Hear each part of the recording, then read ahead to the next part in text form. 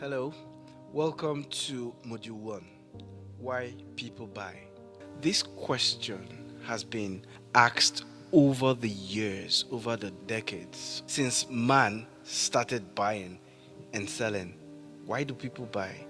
If three people have the same merchandise and you have the money to buy, why would you prefer to buy from one person, that's person A, and not person C? Sometimes you may think that you need to know this because you are selling. No, even you as a salesman, the tie you have on, your pen, your laptop, your mobile phone, and everything you currently have that is material right now, you bought it. And by the virtue of buying, it means someone sold. Question: why did you buy? Now, this question is essential. The answer to it is essential to the basics, to the framework, to the rudiments, to selling. That is why I always tell people that, sales is not just an art, but more of a science. There are times that people would buy from the same person over and over again, even if some other things don't add up, but they still buy, because sales is a science. There are things you must do that would help people, that would encourage people, that will push people towards your product and then get to buy. That's what we'll cover in this module. I want you to relax, get your writing materials and listen to this course as many times as possible so that you can familiarize yourself with some of the frameworks, some of the concepts that we'll discuss in this sales and revenue leadership course. All right, why do people buy? Now, the first quote that you see, like you can see on my slide, is: human beings do not buy things they think will make their lives worse. The emphasis is on think. Why is the emphasis on think? I've been around a while, and over the years, I've realized that selling and buying is a matter of perception. All right, that is why this quote is very important, and I want you to put it at the very top of your mind, not at the back, at the top of your mind. Human beings do not buy things they think will make their lives worse. So if you are selling something and you make the buyer think that this is not going to make their lives better, even if it is cheap, they wouldn't buy it. And I want you to just keep that at the front of your mind. Now, I always ask people, why do people buy? When I ask these questions in the course of the several seminars I have had over the years, I've heard several types of answers, but some answers that we'll discuss here. The first one is: people buy because they want change. Is that correct? Do you want to buy because you want change? If you are going to buy a phone, is the reason for choosing an Apple phone over an Android phone, is it because you want a change? So is it correct?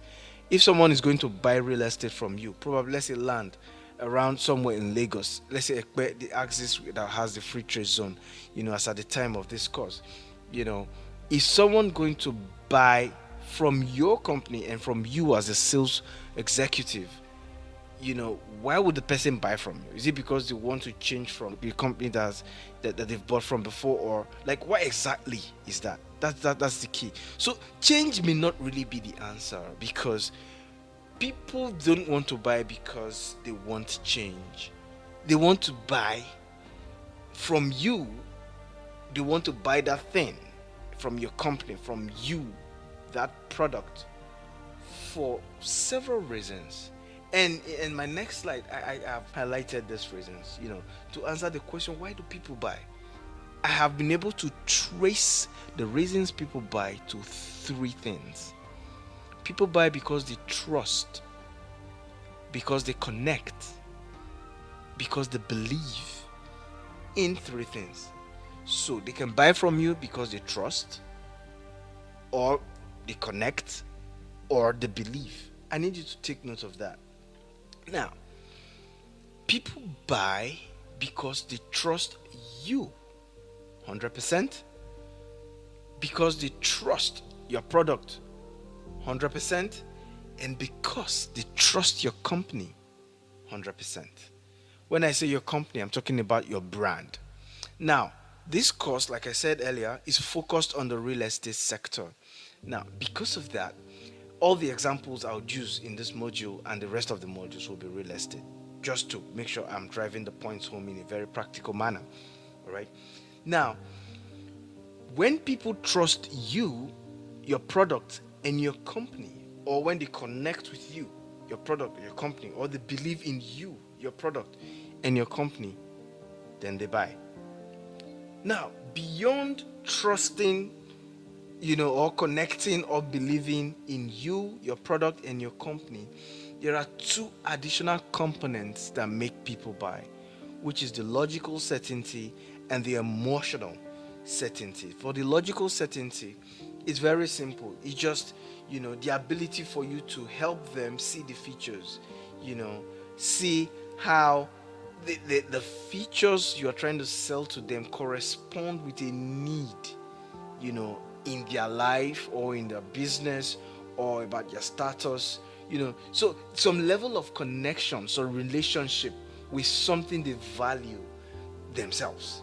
That's emotional certainty. So after they connect with you, your brand, and your product, you need to also make sure that you contextualize your brand, your product, and yourself to fit into their emotional safety net, such that you can make a recommendation and they will accept it. The next one is logical certainty. The logical certainty is the most common, and a lot of the ability to tell them the features and the benefits, of your product, the functionality of your product, as it were. In the case of real estate, you tell them the benefits of buying a particular plot of land, at a particular location, at a particular time, and all of that, telling them some of the benefits. Oh, it's close to the free trade zone, it's close to Dangote refinery, it's close to this, it's close to that. Or if it's in Abuja, you can say, oh, it's close to the Federal Capital Territory, or it's close to the residential area that the government is developing, or just something, that gives people some level of connection, like some logic as to why they should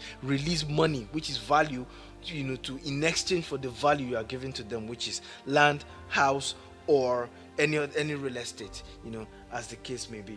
Now, one thing you must know is people don't buy based on logic. People buy on emotion and justify their decision with logic globally. Right now, ask yourself, why did you buy your phone? By the time you ask 2 or 3 whys, for each answer you get, if you ask why, you would realize that the main reason you have bought the phone you're currently using is emotional. And the first answer you had given, that is you trying to justify your emotional decision. You're trying to add logic, you're trying to rationalize it so that it seems like you bought out of logic, not out of emotion. People buy out of emotion. Ladies will tell you, oh, I want my stuff pink. There is really no logical explanation to that. But if you buy another color, it may reduce the sentimental value of that thing to a lady. For instance, if you want to gift a phone pouch to a male friend, you are not going to buy a pink phone pouch to a male friend just because of an emotional reason. But the truth is, a pouch is a pouch. But just the color, which is purely emotional, can affect the value that will be placed on that pouch. I'm just trying to use some of these as examples. All right. So you must, as you are selling in real estate, as you sell, you must realize this and put it at the top of your mind, that people don't buy on logic, but they buy on emotion and justify their decision based on logic. In Nigeria, in Africa, in Europe, in the Americas, and all around the world, that is one thing that is common across everyone. Now, let's get into the core of buying and selling. Now, if you are selling a solution, a product to an individual customer, one thing you must realize, from my years of study, I found out that the realm from which people buy are into 4 quadrants. The first quadrant is the social impact quadrant. Now, this talks about, so people want to buy, because the product or the solution will bring about some level of self-transcendence. It aligns with a big vision. It makes them part of a global citizenry. I will give some examples. Let's just cover the 4 quadrants. The other one is the functional value. So people want to buy because it saves time, it simplifies life, it reduces risk, it reduces effort, quality and as well as costs. So that's another realm, upon which when you bring a solution, a product to a customer, an individual customer, these are the four key areas you'll be looking at. The next one is life changing, and the person is buying because it's going to, provide hope, self-actualization, motivation, and the rest of it. And then the last one is the emotional value. Oh, because it reduces anxiety. It also stands for badge value. Badge value simply means you want to buy something so that you can identify. So everyone is buying an Apple phone and you want to buy so that you identify. So not because your current phone does not do everything you are going to be using your iPhone for, but probably because everyone's buying. Let me buy for badge value. The same thing happens. Even in the real estate sector, there are people who just want to buy a plot of land in Lagos because everyone is talking about Lagos real estate, and then specifically, the Lagos Ekpe axis. People are beginning to focus on that area. Just let me buy so that when my friends ask me, hey, have you bought? Yeah, I've bought as well, and all of that. Then people buy for fun and entertainment. Now, when you sell real estate to an individual, you must ask yourself this question: which quadrant does the person fall into? In the course of this module, we are going to review how to determine which quadrant the prospect falls into, and then we'll push it further. So these four areas of need are essential to a purchase decision. So when you find out that the customer, the main reason he is interested in talking about real estate is because of an emotional value. So, or let me use a functional value. Oh, I want to buy some. I want to put my money somewhere so that I can hedge any form of risk. All of this you find out when you're doing your prospecting and your bit of research about them. Now, you then know how to position yourself, your brand, and your product. The next thing, if you are selling to a B2B customer, to a corporate customer, you have to switch gears a little bit beyond the individual quadrant. You then look at customer acquisition, customer intimacy and focus, product leadership, and then finally operational excellence. Now, if you want to sell to a corporate customer, guys, and if you cannot figure out exactly which quadrant the company falls into, then the sales cycle is going to be prolonged, because you will now be using square pegs to fitting them into round holes, which is not a great place to be as a salesperson. Now, I'll just pick an example there and move quickly. So for instance, customer intimacy is your real estate product that you are selling. Is it customizable? Is it going to give some level of satisfaction? Is this going to put me as the person buying from you put me in a particular location that will help me even network all the more? So for instance, you are selling to a company, and then the company, what they are looking for instance, is to see how they can retain their staff. So they want to reward them with landed property, with real estate. Now, if you go to such a presentation and you ask the right questions, it's that becomes easy to win, because you can then say the right things that will motivate them enough to buy. But if you are talking about buy someone that's looking for a way to reward their staff by buying real estate as a company, then you are telling them, if you buy this real estate, you can build a complex, or you can build a school, or you can build that. You find there's a disconnect between desire and what you are selling. So you have to be careful. Now, I would urge you to listen to this particular module again, especially these quadrants that we've looked at for both corporate customers and for individual customers, so you can go through them in detail to help you understand the frameworks around selling to both individuals and corporate customers. Now, the next question we will be looking at is, why should customers buy from you? Why should customers buy from you? Now, typically, what customers would buy from you because your product has a compelling value proposition. Now, if your product does not have a compelling value proposition, that's a bit of a problem. Let me show you something that will help us understand the concept of value proposition. Now, value proposition lies in the intersection between what your prospect really wants versus what you do really well. So if your prospect wants to acquire a real estate property for industrial purpose, probably want to build a school, and you come with a proposition one of your estates that can be industrial, where it's, although let's say for instance it's residential, but there are parts of it that are earmarked for schools, for gym, for general area and the rest of it. And if you come with such a proposition that, hey, this estate is going to have 500 residents, and these 500 residents, are going to be those within a young customer profile.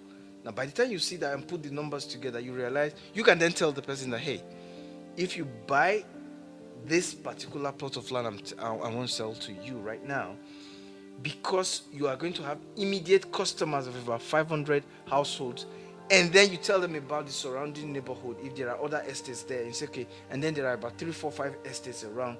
If you set up a school in this location, it's definitely going to be a winner for you. It's easier because you have communicated value. What the prospect really wants, he wants to set up a school, and he wants to have customers. Now, once you tell the person that you are going to give, by buying your product, he would have solved his customer problem of the future, then it's easier for the person to buy from you because he would have identified the value proposition. So basically breaking it down so that I don't read my slides back to you, I need you to take your time. If you need to pause, you can pause and look at the slides, understand them in detail before you move on. But make sure you sell in the place where you are creating actual value, and not just sell because you have been told you need to speak to 5 people every day. All right. All right, let's move on. So, understanding the sales map and decision making. As a salesperson, you must start with the end in mind. At every point in time, you must define what you want from every engagement you make. Do you want to make a sale, want to build a relationship, or you want to collect data? All right. And then when you sell to multi-stakeholders, for instance, you have to make sure you include all of them. We'll talk a little bit more about this when we handle prospecting. And then you define the starting point. And then one beautiful thing, name your stages. Name your stages. I've been around the sales industry for a while, and I've been doing software, real estate, education, and a whole lot. Now, for every time I do sales in these sectors, I always name my stages. So you can have the opportunity stage, the demo stage, the negotiation stage, closing stage, and even probably after support, or go live, as the way. Whatever works for you, you can do that. You have to define each stage and then create a checklist for them. So the checklist will help you ensure that you have completed that stage before you move on. All of this I'll show you in the course of the lesson. Now, I wouldn't teach a sales course without talking about the rudiments of selling, which is the selling process. It's a 7-stage process, and I'll run you through pretty quickly. Now, step 1 is to prospect. To prospect is to define your customer segment, do your customer analysis, set your ideal customer profile, so that when you see 10 people, you are not talking to the 10 people. You talk to only the 3 or 4 or 5 or 6 that fit your ideal customer profile. It helps you waste less time as a salesperson, because the most expensive commodity for a salesperson is time. All right. So the next step in the sales process is approach. After you have done your segmentation, your prospecting, after you've identified your customer segment, you have to approach. You approach the customer, not for presentation, just to engage, to start and kickstart the sales cycle. So once you engage them, from there you can then move on to interview. When I say interview, not to ask the person, tell me about yourself. No, there are several ways you can talk about tell me about yourself to a customer. Let's not spend so much time on this. When you get to prospect, I'll teach you practical skills on how to prospect. All right. And then the next stage is to make your proposal. After you prospect, you ask some questions, and you've seen that there is the need, and you have the value to meet that need. Immediately you make your proposal, and after you make your proposal, you tell them that you've done it before. You demonstrate. It's either you're doing a presentation of a company you have sold to before, or you're showing examples of those that have bought from you, or you are running them through the process on how to acquire a piece of land, and all of that. You just show them that you've done this before, and then you give room for negotiation. Okay, this is the price, and then the person says, oh, I don't have the money now, but I can do ABC, all of that, And then finally, after sales is done, you provide support. I always use an example that's non-real estate in this particular one. I always say here, after selling to them, give them professional advice. For instance, don't just sell fabrics. Show them a fashion designer or trending style. So for instance, imagine yourself, you sell fabric. What will make your customers value you? Think because you sell original fabrics? No. What customers will remember you for is that you showed them a good fashion designer, because we actually lack them in this side of the world. Those that will be really thorough and detailed. Or you show them a good fashion designer, or you show them trending styles. They say, hey, this is the style that's trending now. I think this material is going to fit it if you have a good fashion designer. So they will remember you for that, not because you sold to them. So that's how real estate works too. Don't just sell land. When you are selling both land, because myself, I sell land, other type of property, including distressed property, right? So as a real estate expert, I don't just sell land. For instance, I will also tell you the kind of things you can do on the land, the kind of things people are doing around you, and why it will be important, to do a particular thing. So you should do that. It always works. It has always worked for me. Now, the salesman's biggest leverage is control. Control is the salesman's biggest leverage. Why do I say this? You see, there is the concept of the challenger salesman that I'm going to talk about in the next module. And in it, I will show you how to be in control. But I am going to use Jordan Belfort's straight line selling to illustrate the concept of control. As a salesperson, it's very important for you to stay in control of every conversation. Now, staying in control is listening. Take note of this. Staying in control is listening. Listening to the prospect. Listen to them intentionally, because there are things you are looking for. So for instance, when you are in front of a customer, what should you be doing? As a salesman, you have to stay in control by gathering intelligence. You are establishing BANT. What is BANT?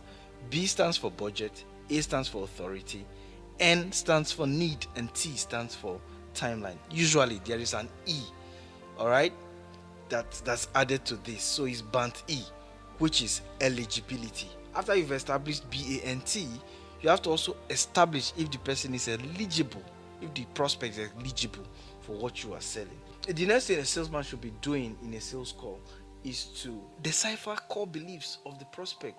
What are the core beliefs? What does the person believe in? How do they prefer to meet, face to face or phone? What are their past experiences buying real estate or buying other things? So what's important to them? These are some of the things you must look at.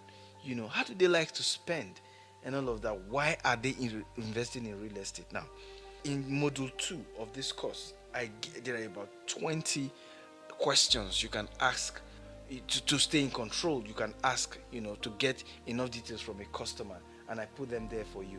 And then part of staying in control is to decipher their action threshold. What is action threshold? Action threshold simply means the individual's belief, the prospect's belief about buying. There are people whose belief about buying is everybody is a scam. So if you meet someone that has that belief, that mindset, their action threshold may be very low.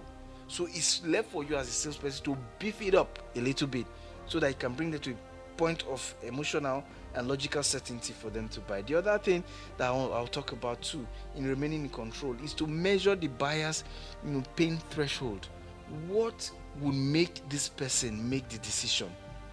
Typically, over the years, one thing I've noticed is people tend to buy when you describe a bit of the pain they stand to go through by indecision or by not wanting to purchase a particular product. When you paint the picture very well, you'll be able to tell the pain threshold. Is this person willing to take a lot of pain just because they want to make this purchase, or the person can easily jump on it? So what you can do as a salesperson too, you have to learn the skill of how to use pain to create some level of urgency. The pain could be pain of loss, meaning if you don't buy now, this property is not going to be available.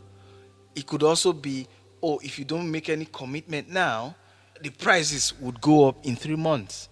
That is pain. That is making the customer paying more if they don't make a decision. So you must learn all of this. So in summary, for people to buy from you, they must love your product, they must trust and connect with you as a person, as an individual, and then they will also trust your company or your brand. And then you, as a salesman, you lower their action threshold and then look for ways to raise their pain threshold. Now, part two will focus basically on persuasion, influence, and success, but just a little scratch on the surface because for the rest of the course essentially covers all of that. Now, every sales call, like I explained earlier, you should focus on gathering intelligence. That intelligence you gather is what will help you close the deal. If you don't gather enough intelligence, your sales cycle will be longer. So something you should have closed in 3 weeks, you will close it in 3 months because you did not gather adequate information at the beginning, enough intelligence to help you guide the sale. So stay in control from open to close of the sale. All right, I've talked about all of this before. Key things you must focus on: core beliefs, preferences, band E, and the rest of them. Now, in summary, what are we talking about? We're saying when you go for a sales call, focus on the need and eligibility of the prospect. Can this person buy from you? That's the first question you must ask. And then, if the person can buy from you, is this something that this person needs? There are several questions you can ask to arrive at all of these answers, and I've put them in the course. In module 2, you will see enough of that. The next thing is to find out the budget of the person. The next one is authority. Can this person make the decision, or they need to discuss with their wife? If it's an organization, can the person I'm talking to make the decision, or they need to take it off the chain? All of that you must ascertain, because if you don't ascertain that, the sales cycle is going to be elongated. The next one is timeline. Let's move quickly now. And then pain threshold, and finally action threshold. I've already explained this before. Now, to wrap this session up, one thing that is very critical is the use of body language and tonality. Now, research has said 90% of the time we are communicating without actually speaking, and further broke it down to 45% of communication is done via body language, and another 45% tonality, and then just 10% words. This is very critical. Here's why. When you are with the customer, because the customer would be asking one question in their subconscious: why should I buy from this person? So your body language, if your body language is saying something different from what your voice, your words are saying, they would not buy. If your tone is saying something different from what your words or your body language is saying, they will still not buy, because you will not have been able to answer the question that the subconscious is asking, which is very essential to communication. So just to show you what I'm saying, can this person help me get what I want in life? That's the question the subconscious will be asking, and feeding the data it will be picking, to the conscious mind. All right. So if you use voice modulation, you use your voice to draw and manage the conversation. Use your voice. You go up, you go down. There are times you go firm, there are times you go soft, and I will show you a couple of examples in the course of this particular sales and revenue leadership course. Then there is the power whisper and the bottled enthusiasm. The way I'm talking to you, I'm trying to show some level of enthusiasm to show you that I'm excited about this. You can see that I'm excited about sales. I'm excited about selling. The target is the subconscious mind of the listener. The subconscious mind of the listener is what we are targeting. So you must keep that at the back of your mind. In this course, I will show you that there are about 10, core tonalities you use when you are over the phone. When you talk on the phone, I will show you in the course of maybe module 2 or 3. We're going to talk about that. And then when in person, you use more of body language. All right, you show yourself. You can go on YouTube and watch skills of managing conversations using body language. All of that is there. We're not going to focus on that today. If you need that training, you can write to the email provided, terry@thebossoffice.com, or you can just hit us up in any of our social media handles. All right, so we have a separate training for that. But basically, you manage sales conversations with both tonality and body language. I've come to the end of this course, and like I told you at the beginning, At the end of each module, for the first 6 modules, you are going to write just a short quiz to be sure that you've grabbed some of the tenets that I have shown you in this course. I wish you the best as you take your quiz. Don't forget that this course is sponsored by the Boss Office. You can reach us on our website www.thebossoffice.com or our social media pages at the Boss Office NG, or you can reach out to me directly at Terry on each of the social media handles. The credits for this particular course is on the last slide. You can see that. Thank you very much.